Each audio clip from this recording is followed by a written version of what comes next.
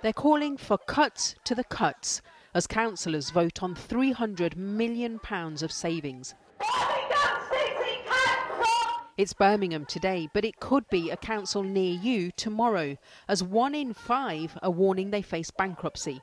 As they fight over funding with the government, the effects are being felt in local neighbourhoods. This community hub in South Birmingham provides a warm, welcome space, a cup of tea and a hot meal. But for how long? Oh yeah, you're right. I've done it all for you. Ahmed comes here twice a week and says if it closed, it would be devastating. We are struggling to pay our bills. So why is they are going to close this kind of services? It's a good place, warm place. I absolutely encourage them to open more places like this rather than to close the existing ones. It's not good. They dish up 400 meals a week here. Kirsty Palmer volunteers in the kitchen after being made redundant herself. They've always relied on different pots of council money, but more and more of those pots are now empty. Our budget is going to be cut. So what do? You know, there is no more blood in this stone. What about the government's argument, though, that there just isn't the money? Firstly, I don't believe them. They're able to fund lots of other things. It's going to be the elderly. You know, they're not going to be able to get out as much. They're going to become isolated. The roads are going to be appalling. People's cars are going to break. It doesn't feel like a single point attack. You know, we're being attacked. I don't really like the word attack, but we're being attacked from all angles. Druids Heath has seen a steady decline in services. Birmingham's been struggling to fund a £1 billion equal pay settlement, as well as complications over a new IT system. The government says councils need to stop what it describes as wasteful spending, and that it's provided an additional £600 million. But that money has come after years of austerity. Here on this estate, they've already felt the effects of budget cuts. This is the local youth club. Around 200 kids use it every week, but they say they're now having to review what services they can keep on providing. And this is the local library. It only stays open 3 days a week. The Local Government Association says it's time for a radical rethink about how we fund councils in the medium and long term. Although the government's pointed to financial mismanagement by Labour councils, Tory-led authorities are also struggling to balance the books. 1 in 5 local authorities have warned they face bankruptcy, while 8 are already in the red. And despite an additional £600 million in funding from government, 2/3 of councils have warned of cutbacks to local services like bin collections, libraries and road repairs. 3/4 report that cuts would need to be made in their adult social care budget. On the eve of the budget, in the run-up to an election, the national row over funding can feel remote from people's everyday lives, but the consequences will be felt locally as we face the prospect of fewer bin collections, street lights being dimmed and services shutting.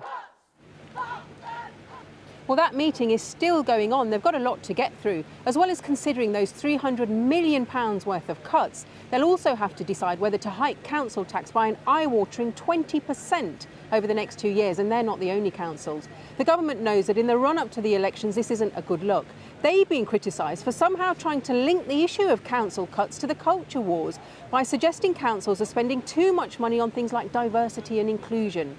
The Local Government Association says that's just a diversion, that more councils have gone bust in the last 3 years than in the last 30. And as they say, it's not just Labour-led councils that are struggling to balance their books. Darshna, thanks very much. Well, let's talk now to Sean Davis. He chairs the Local Government Association and is the Labour leader of Telford and Wrekin Council in Shropshire. Thanks very much for joining us. I mean, by any measure, it is a desperate situation in Birmingham, and it is the public who will pay the price, essentially, isn't it? It is. We're seeing a perfect storm in local government. We've seen a 27% real terms reduction in our government grants over the last decade, and we're seeing an increase in the demand for services, but also an increase in the cost of providing those services, whether that be adult social care, looking after children, we're looking after more children than ever before, or temporary accommodation, with more people in temporary accommodation than at any point in this country's history. So there's a perfect storm which is facing an impact on all communities and all councils. I mean, Birmingham is not dissimilar to some of the other councils who've also effectively declared themselves bankrupt, in that they're accused of poor management, bad investments. Members of the public will now face, as we've been hearing, either a huge hike in council tax, and cuts to public services. Who do you think they will and should blame? Well, listen, all councils, almost all councils in the country are increasing their council tax by 5% and still making cuts in services. There are some councils increasing council tax by more than 5% and cutting services. What we're seeing is a simple mathematical equation here. Government funding has gone down in real terms by almost 30%, and the cost of providing services has gone through the roof. And we're also seeing more and more councils having to cut services in neighbourhoods because of the cost of adult social care and looked after children. This year alone, 19 councils have approached the government for exceptional financial support. And as your report indicated, over half of councils are saying in the next 5 years they're looking down the barrel of bankruptcy. This is a systematic issue as a result of government underfunding. You don't dispute in some cases that it's also been poor management, it's also been bad investments. That's been part of the picture, hasn't it? Look, all councils of all political persuasions have been encouraged to invest, act like the private sector, the government said a few years ago. Of course, there are examples where that's gone well. There are examples where that has gone less well. There's also other councils that have got themselves into difficulties by grappling with things like equal pay claims. But the fundamental issue here is, and those are isolated examples, but what we are seeing is a systematic underfunding of local government and the sector as a whole, over half of councils not understanding or predicting their future in 5 years' time. And that has a real impact on people's way of living and communities that we serve. I mean, briefly, if you would, the government say they gave councils a nearly 8% uplift in cash terms on last year's settlement, including the £600 million of emergency funding. It is probably not realistic or sensible to expect more, is it? Well, listen, that also assumes that councils put their council tax up by more. Council tax has doubled over the last 10 years, but we welcome any additional funding. But we also need to move beyond these single-year funding settlements. We need to move to multi-year settlements so that councils can continue to plan services for their communities. And I mean, in the end, how does this play out for councils? Because, you know, there could be a change in government. You know, your party could be the party of government. They've already made it clear they won't spend their way out of difficulty. They won't promise spending on anything that they can't afford to fund. But what we also need to see is public sector reform. People are seeing in their communities waste of spending. You know, youth services have gone, antisocial behaviour has gone up. Reductions in social care, waits in A&E departments going up. Those two things are more expensive. Our alternative, working with local communities and local government, is cheaper and it's better.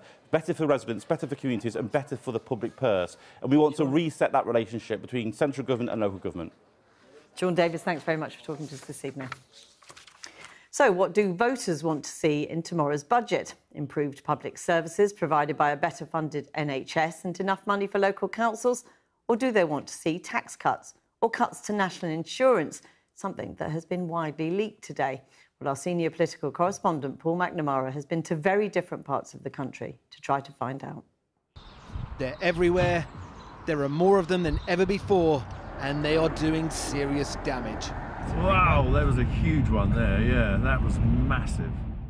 Potholes aren't just a problem for Kent Council's Conservative deputy leader, they're a vast problem for the entire nation. But in Kent alone, there is an £800 million backlog to bring roads up to standard, numbers which are going up. Roads are deteriorating faster than we can repair them because we don't have the money to repair them. There was a massive pothole there. It's like dodge the pothole on some of these roads. Why is it more of an issue now than it was 10 years ago? Because government continues to grossly underfund local authorities at every level. And is it that basic? It's that basic. It's your government. You're a Conservative. I am at the moment. Yep. The government failed to fund social care, both adults and children's. We're having to take money out of other areas in order to keep those two statutory services running. Oof, yeah, that was a nasty one. Every aspect of this council's budget is being cut. They've had to find savings of around £100 million, which, with one eye on tomorrow's budget, presents a dilemma for this Conservative councillor. Can Kent afford cuts to taxes? they've got to find the balance. Yes, we want tax cuts so we can put, and that's a pure Conservative value. Yeah. We want tax cuts, we want more. But as leader of the council, do you want tax cuts, knowing what it will do to your finances? Well, I think the government has got to find the right balance, and tax cuts so it puts more money into people's pockets, but they've also got to find money for local government so we can deliver the services that we need to deliver. There is a difficult dance going on with the public finances, say the Institute for Fiscal Studies. If the Chancellor wants to cut taxes, they say, it will mean spending cuts, and he should say where. 1, 2, 3, easy, 5, 6, 7. Here in the safe Tory seat of Runnymede and Weybridge in Surrey, some voters are having their heads spun. Budget next week. What do you want to hear from the Chancellor? I don't want any tax rebates. You don't want any tax cuts? I don't want a tax lowering. I want to hear that services are going to be improved. Yeah. OK. Would you have always said that? For many years now, yes. I've become increasingly embarrassed about the difference between the haves and the have-nots. What are you wanting to hear from the Chancellor? From the Chancellor, tax cuts. You want tax cuts? That's not going to happen. Or is it? But is it what you want? Yeah, of course. A budget? Yeah, what are you hoping for in the budget? Lower taxes, of course. If you had the Chancellor in front of you right now and him saying, OK, I can lower taxes, but I'm going to have to cut public services, what would you say to him? I'd say don't lower the taxes, actually. So how much have your costs gone up over the last couple of years? Well, they've gone up tremendously. Utilities have gone up by over 300%, that's gas and electricity. Service charges by over 300% as well. Staff costs have gone up by over 50%. Dr Adam isn't just the GP here, but the chief executive of the consortium of Lancashire and Cumbria local medical committees. More than 60% of GPs in this part of the country say they may go bust within 2 years. Is it really realistic that all these surgeries are closing down? It is, and we've been saying it for a long time. The defunding, the systemic defunding of general practice has been going on for over 10 years now. But it's gotten to a point where the practices as businesses are not going to be able to absorb those costs, and they will have to start laying off staff. And that's the best case scenario. So we'll do this one first and then we'll do the other one as well. The Department for Health and Social Care say they are now delivering 50 million more GP appointments in England compared to 2019. And the Department for Levelling Up say they've announced a £600 million support package for councils for the next financial year. You just said there you're a Conservative at the moment. Are you losing faith with the party? I think that there's an awful lot of people that I speak to that still support the Conservative values, which I very much do, but I've lost faith with our current government, absolutely. The problem for the Chancellor and the Prime Minister, they're not just fighting to win over voters, but many of their own politicians. Well, surprise, surprise. Paul is back from his trip. Looked like you were having fun. What about the budget tomorrow? Speculation about national insurance? OK, well, look, we never know what the Chancellor's going to say until he stands up at dispatch box and says it. But the big thing that we're all expecting to look out for is this 2p cut to national insurance. Save the average earner about £450. It's repeated what the Chancellor did at the autumn statement. So all in, they would say, well, look, we've saved you £900 this year. That's a good message to go into a general election with. How does he pay for it? Not easily. So, there is rumour that he could steal some revenue-raising measures from Labour, such as getting rid of the non-dom tax status, or there are spending cuts. But as you just heard from council leaders, from GPs and economists, there are real-life consequences to that. Debatable how much of a vote winner that would end up being. And on top of that, he's got the right of his party to deal with. I've been texting with MPs today, some of them coming back to me saying, look, it doesn't matter what the Chancellor says, I don't think it's going to be enough for me. Now, it's bad enough if they're saying that to me on text messages. They start touring the TV studios and saying that on air. That becomes an issue for the Prime Minister. Paul, thanks very much indeed.